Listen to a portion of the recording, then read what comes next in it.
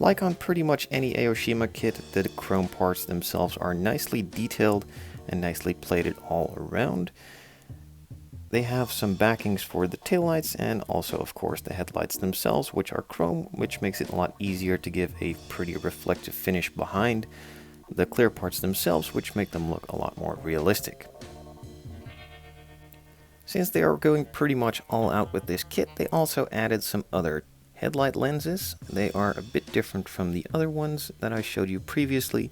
I'm not sure if these units are aftermarket or a stock version from a different year, but I really like that they added those different options in there.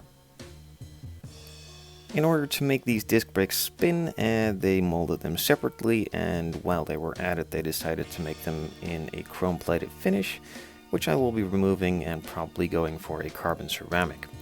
These are some of the details for on the side of the body, molded in a nice chrome, which I'm pretty sure they don't need to be chrome but more of a satin finish, but we'll see which style I will be going on the build eventually. So since the R35 comes in both left and right hand drive, they also added a left and right hand drive dashboard and also center console, but since they molded this piece in one with the rear seats, they had to include an entire extra set with minimal detail changes, and if they would have just used this as a separate piece, that would have spared them a lot of plastic and therefore another piece that is now pretty much unusable if you decide to use one or the other. However, the details on here, just like all the other R35 kits, are really crisp and nice, and you can do a lot to it with a bit of paint and some decals.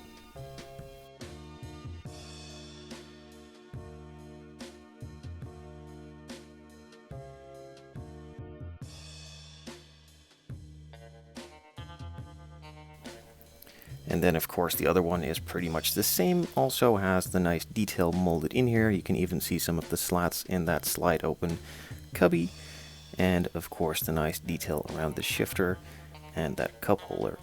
The seats are molded in two pieces with the back half in a separate piece, and then these parts are molded shut but with a bit of cutting and drilling that can easily be fixed.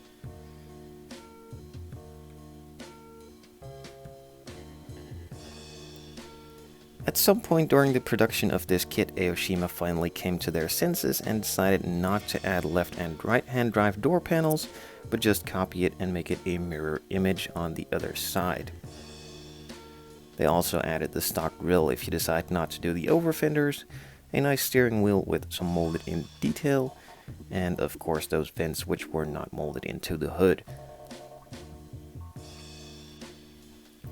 So in this sprue you can see they added some of the floor pan detail, nice details all around, mostly flat like on the actual car, some big brake calipers, both in two pieces as the discs themselves are able to spin with the wheels, and the stock exhaust as well, along with some other chassis components.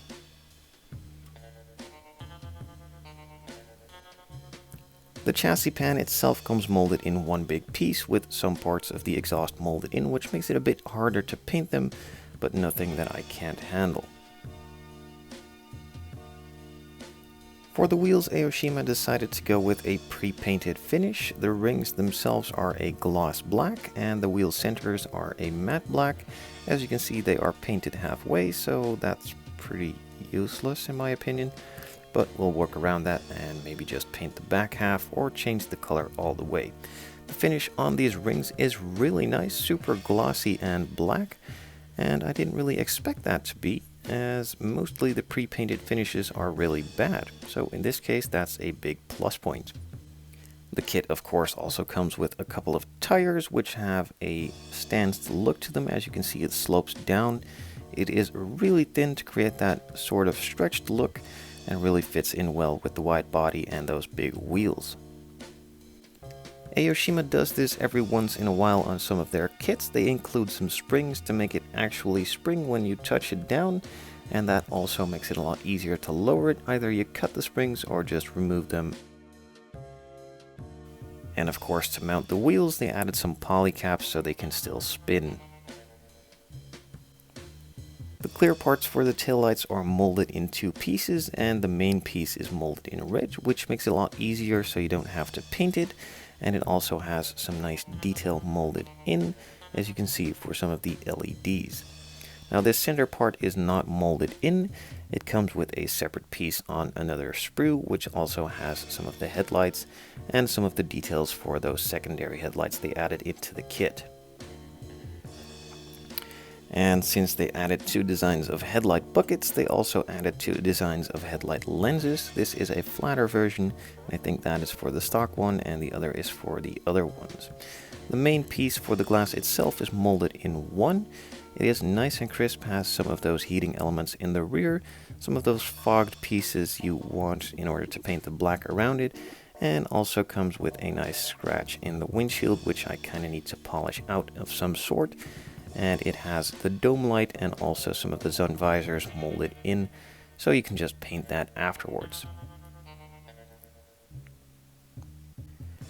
In order to make it a bit easier on the builder, they also added some of the masking templates for the clear parts, which you can use to mask it off and paint it cleanly around all those edges to make the black parts black.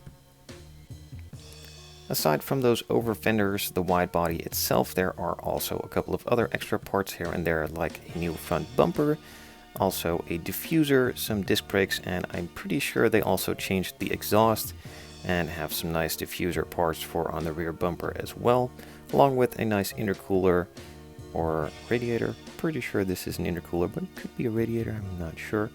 And a nice grille with some molded in detail, just like all over the place. So as the usual kit with the Nissan GTR, everything is pretty much the same as all their other Nissan GTR kits, except for the additional sprues with the Liberty Walk body kit. Now just as the rest of the body, it's molded in white plastic, super nice and sharp details all around, and the panel lines are also nice and deep as well. This should be a real treat to add onto the body. Some of you might be aware of this, others might not, but this is version 1 of the Liberty Walk kit. They will also be bringing out a version 2 shortly, which has a couple of additional body mods opposed to this one. This one comes with a ducktail spoiler, and the other version 2 comes with a nice big wing and some other wheels. And of course, along with all those body kit parts, you obviously need some stock parts as well, so they molded the rear bumper in 2. It has a nice mesh grille molded in and the GTR logo to create a nice 3D emblem with the decal added onto it. You can see a couple of small sinkholes right here as they molded some tabs in order to place it on the body, but with a bit of sanding that should easily be fixed. Now since this kit in a different version does come with an engine, they molded the hood separately, which you could see in the body itself with no hood, and also the nice mirrors with some molded in detail, the side skirts, and also a panel for the windshield wipers.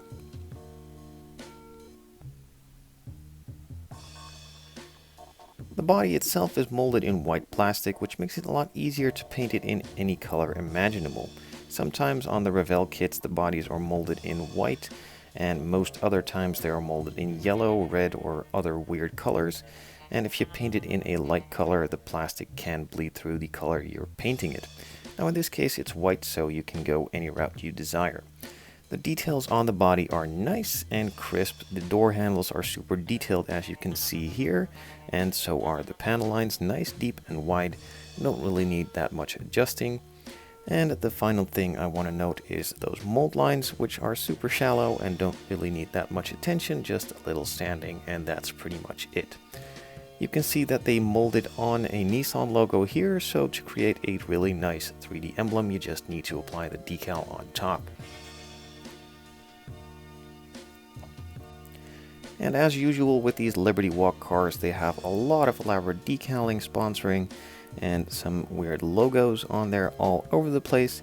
They added it in a couple of different colors, and I'm not really sure if I'm gonna go with any of these. Maybe I will, maybe I won't, but we'll see after I look at some reference pictures and find some in the color that I like.